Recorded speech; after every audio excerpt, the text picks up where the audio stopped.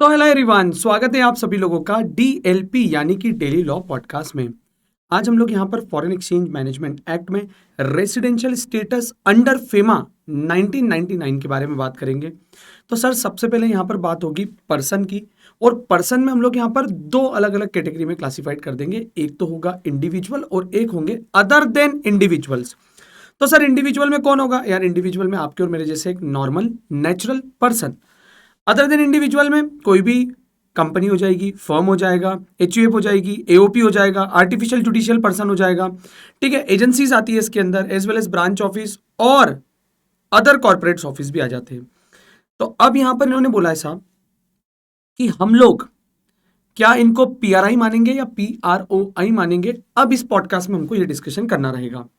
तो सर सबसे पहली चीज इन्होंने बोला है कि कोई भी पर्सन पीआरआई तब माना जाता है, जैसे मैंने आपको प्रीवियस पॉडकास्ट में ही बताया, कि वो person more than 182 days during the preceding financial year जो है ना वो इंडिया में रिसाइड्स करता है, यानी कि stay in India for more than 182 days. अब मैंने तुम्हें जैसे प्रीवियस पॉडकास्ट में बताया था कि यार यदि कोई भी particular person who has gone out of India और stay out of India for any of the three purpose given below, यानी कि वो इन तीन में से किसी भी पर्पस के लिए आउटसाइड इंडिया जा रहा है, तो भले ही प्रीवियस ईयर में वो 182 डेज से ज्यादा स्टे इन इंडिया होगा, लेकिन वो करंट ईयर में इमीडिएट इफेक्ट से जिस दिन भी वो इन तीन में से किसी भी पर्पस के लिए आउटसाइड इंडिया जा रहा है वो पीआरओआई माना जाएगा। और वो तीन पर्पस एम्प्लॉयमेंट था, बिजनेस या वोकेशन था, या फिर permanently intend years to stay outside India, या फिर अनसर्टेन पीरियड के लिए जा रहा है। फिर उसके बाद में यदि वो इन तीन पर्पस के अलावा यदि आउटसाइड इंडिया जा रहा है और वापस इंडिया आने वाला है, तो भाई साहब फिर वो प्रीवियस ईयर के स्टेटस के अकॉर्डिंग आज भी पीआरआई ही माना जाएगा। सर ऐसी कोई भी कंपनी जो कि इंडिया के में इनकॉर्पोरेट हुई है, या ऐसी कोई भी ब्रांच ऑफिसेस और एजेंसीज जो कि कंट्रोल और on by person resident outside India है, लेकिन सिचुएटेड कहां पर है बेटा? वो इंडिया में, तो भी वो पीआरआई मानी जाएगी।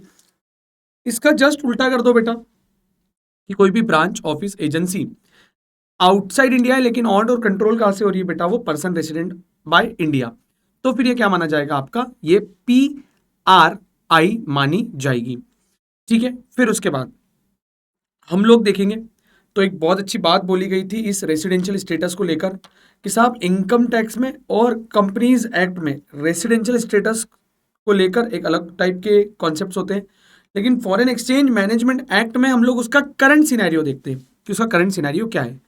हावेवर यहां पर एक बात यह भी बोली गई है कि 182 डेज ही रेसिडेंसी को डिसाइड करने का क्राइटेरिया है। Citizenship is not the criteria for determining whether or not a person is resident in India or not.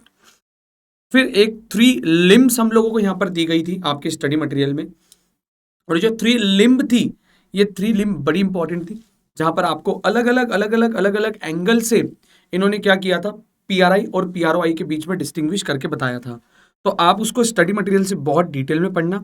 Limb 1 जो है वो 182 डेज के कैलकुलेशन को हमको सिखाता है कि पर्सन को हम लोग पीआरआई मानेंगे या पीआरओआई मानेंगे, ठीक है। लिम्ब 2 जो थी वो हमको नंबर ऑफ ईयर्स में यदि कोई पर्सन बिजनेस पर्पस से इंडिया में आ रहा है या बिजनेस पर्पस से इंडिया के बाहर जा रहा है, तो हम लोगों को वो करंट सिनेरियो मतलब वो उसके प्रोविजो या एक्सेप्शनल सिनेरियो की यहां पर क्या कर रहा था, वो बात बता रहा था, ठीक है। और उसके बाद तुम्हारे पास में कुछ एग्जाम्पल्स थे, इलिस्ट्रेशन थे। इलिस्ट्रेशन नंबर 1 था मिस्टर एक्स वाला, वो भी बहुत इंपॉर्टेंट है, उसको भी तुम लोग बुक से देखना।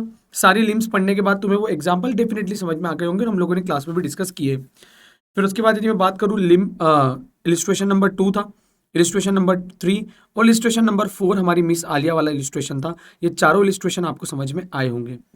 अब उसके बाद में हमारे पास में अगला टॉपिक आता था जो कि बात करता था हम लोगों से regulation and management of foreign exchange.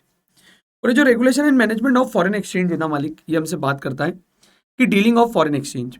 Simple सी बात है यार कि कोई भी पर्सन जो है एक पीआरआई दूसरे पीआरओआई से, या एक पीआरआई आउटसाइड इंडिया में जाकर, या एक पीआरओआई इंडिया में आकर, या एक पीआरओआई इंडिया में आकर किसी पीआरआई से डायरेक्टली फॉरेन एक्सचेंज में ट्रांजेक्शन नहीं कर सकता। यदि उसको ये कोई भी ट्रांजेक्शन करना है तो ये ट्रांजेक्शन वो किसी ऑथोराइज डीलर या authorise person which is mention under section number 10(1) उसी के थ्रू कर सकता है, वो डायरेक्टली किसी भी टाइप के ट्रांजेक्शंस नहीं कर सकता है।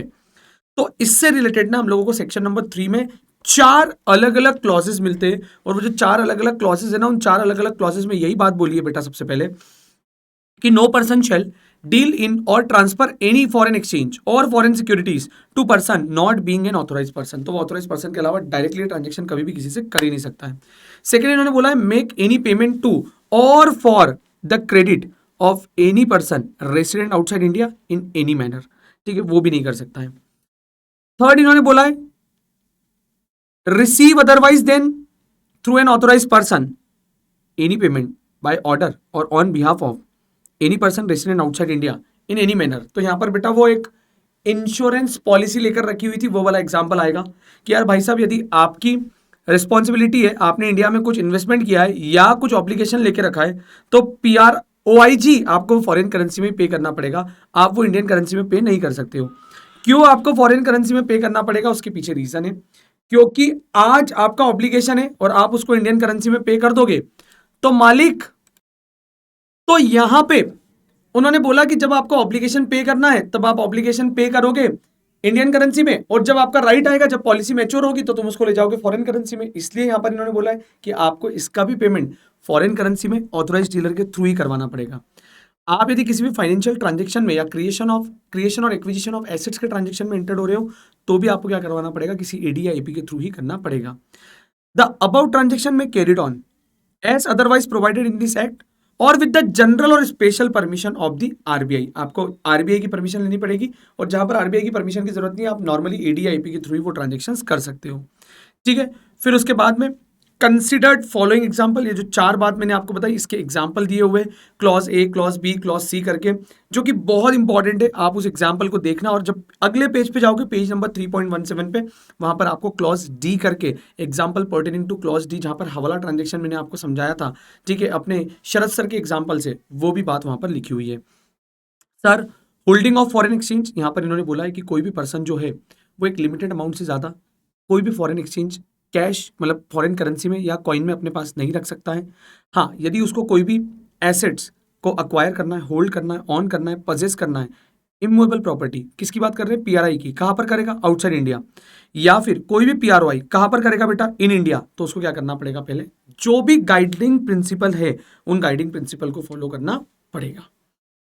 फिर उसके बाद में इस पॉडकास्ट के अलावा हम लोग अगले पॉडकास्ट में डिस्कस करेंगे, जहां पर हम लोग बात करेंगे मालिक कैपिटल अकाउंट ट्रांजेक्शन और करंट अकाउंट ट्रांजेक्शन, और इन दोनों में भी हम लोग सबसे पहले डिस्कस करेंगे सेक्शन नंबर 5 जो कि करंट अकाउंट ट्रांजेक्शन से रिलेट करता है, एंड देन उसके बाद we will discuss capital account transaction जो कि सेक्शन नंबर 6 में है। तो इस पॉडकास्ट में इतना ही, मिलते हैं हम लोग नेक्स्ट पॉडकास्ट में, तब तक के लिए thank you so much, take care and work hard.